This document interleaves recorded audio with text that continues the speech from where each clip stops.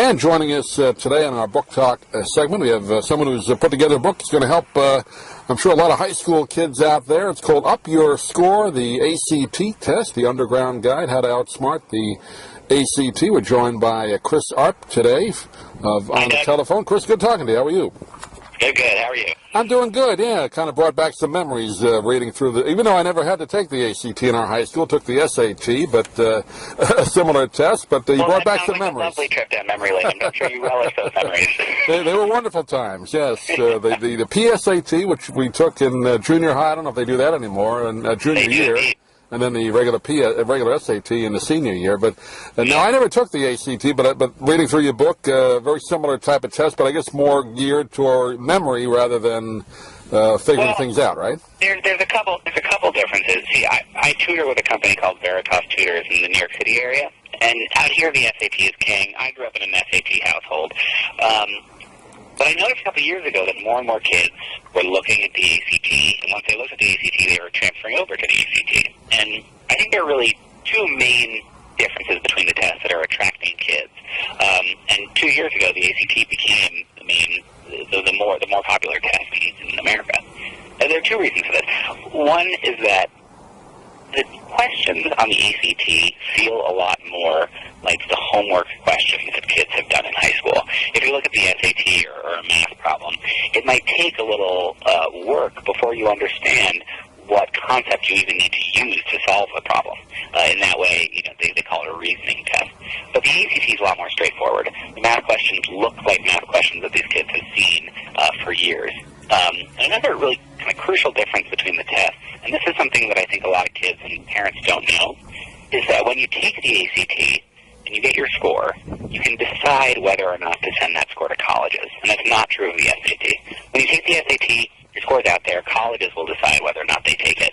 But by making the choice yours, the ACT actually feels different as you're taking it. Because as you take the test, if something goes wrong or if you don't get the score that you wanted, you can always take a mulligan. And so that makes the experience of taking it very different. Yeah, just reading your notes, you grew up in New York, as did I, in Long Island, so the SAT was the main test. Now, is there a choice now, or Absolutely. Kids, so you have a choice? College Okay, I didn't know that. will look at either the ACT or the SAT. And in fact, in Illinois, Michigan, Colorado, the ACT is required. It's mandatory there. Now, the ACT, that isn't given through the school then, or you have to go somewhere It is given through the school, actually. Yeah. Okay. In those states, it's taxpayers pay for it, and all the kids take it. Oh, okay. That's something a little bit different than when I was in. And there's different parts of it. There's a math part, there's a science part, there's a writing part as well, right? So there's a reading part. One of the key things that differentiates the ACT from the SAT is that it has the science section, and the science section scares a lot of kids. They think that they might have to know, chemistry, biology, physics. Really what it's testing is their ability to read graphs and to work through experiments, and it's something that they really need to practice before they sit down and take the test. It's a very unique section. But I think far more in a way than the science section or any of the sections, the main thing which can get between a kid and the score they want is fear of the gigantic monster that is any standardized test. This is the scariest thing that many juniors have ever faced. It's the first national test. It's gonna play a role in their college acceptance. So it was really important when I was writing the Up Your Score book to involve other teenagers. So I reached out to Ava Chen and Zach Swafford and John Fish, and these are kids who are going into college in September, and they all had taken the ACT, and they all got perfect scores. So we sat down and wrote it together. And that element of the book of being written kind of by teens and for teens really gives it a different flavor, and it makes it a lot more approachable for a lot of people who are tired of kind of regular test prep books. So that's one thing that hasn't changed, is the anxiety of high school kids. Never. And, we have a whole chapter on anxiety. We have a whole chapter on how to organize your brain for test day. We have a whole chapter on what to do the night before the test. We think that dealing with anxiety, managing your stress, dealing with stress, getting your mind in the right state both before and during the test is as crucial to your score as the content that you have to learn. I know down here in Florida, they've since kind of done away with it, but there was a test called the FCAT where a lot of criticism was teachers were we're teaching just to the test as opposed to regular curriculum. I don't know if that's the way it is in high schools with this test or not, but well, I don't think that high schoolers are teaching to the ACT. But one of the things I like about the ACT is that the skills you need to develop in order to perform well on the ACT are the same skills you're going to need for college. So that's a big thing that we think about in the Up Your Score ACT book, is that the skills that we're teaching, we have a whole chapter on reading and how to read actively, how to treat reading a book like a conversation. These are skills that we want kids to carry into college and even beyond. And one of the things that whatever test you take, or obviously there's a time limit on it, how much time you should spend on a question if you're not sure. Should you skip it and come back? I know you have some tips on the book on that. Overall, what should you do? One of our main strategies, and we repeat it in each chapter, that's how important we find it, is that when you're moving through a section, if a question starts to give you any trouble at all, you skip it, you do 2 more problems, and you come back to it. And that's good for a number of reasons. For one, your brain is processing the question even as you've moved on to the other 2. So when you come back, your brain has done a little bit of work on it.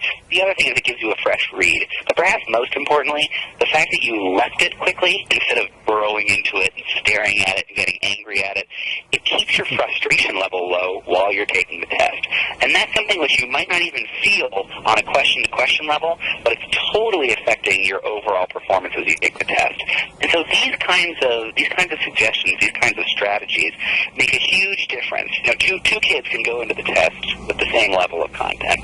And if they haven't had some exposure to these ideas about how to move through the section, how to move through it quickly, how to move through it with agility, maintaining their endurance, then they're not going to perform as well as kids who have seen it. So this is crucial.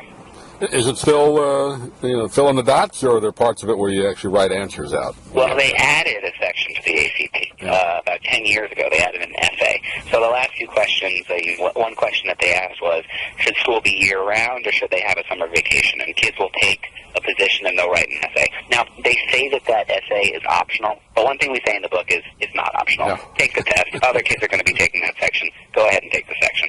Now, you did very well on this. Was that something you just did naturally, or did you bone up by reading the books at the time? The kids who got perfect scores, I learned it. I wish I'd had this book when I was 17 years old. I learned a lot of these tricks later in adult life, and now it's my job. It's with what I do. I work with teenagers. I've been doing it for years. But no, if I had some of the strategies and philosophies of studying that the 3 guest editors had when I was 17, I really wish I'd known that stuff. Yeah. I think it's really important to get it out there now. I would have liked to, even though I didn't take the ACT, I did take the SAT. I wish we had that book then when I took it. Right. I might have done a little better. I didn't do badly, but it would have been a little better. Right. Well, the name of the book is called Up Your Score, the ACT, the Underground Guide, How to Outsmart the ACT, and we're talking with Chris Arp. And Chris, give out a website, people can hold the book. Yeah, absolutely. It's upyourscore.com. The book is available in major bookstores. It's available on Amazon. But what I really recommend if you're a kid who's going to take the test is as you read the book, go on to Facebook and go to the Up Your Score page. Our guest editors are updating it weekly. They're having conversations. And perhaps more importantly, there are forums where they can connect with other kids who are taking the test, and they can trade war stories. And I guess the bottom line is, like you said, you can take it multiple times. If you think you're bombing the first time, don't worry about it. 12 times. 12, okay. I didn't know that. Yeah, and don't worry. Try not. I know it's hard to tell a teenager that, but try not to worry. It's not that important that particular day, right? Exactly. Chris, good talking to you, and hopefully we can do it again. Thanks for being with us today. All right, thanks, Doug.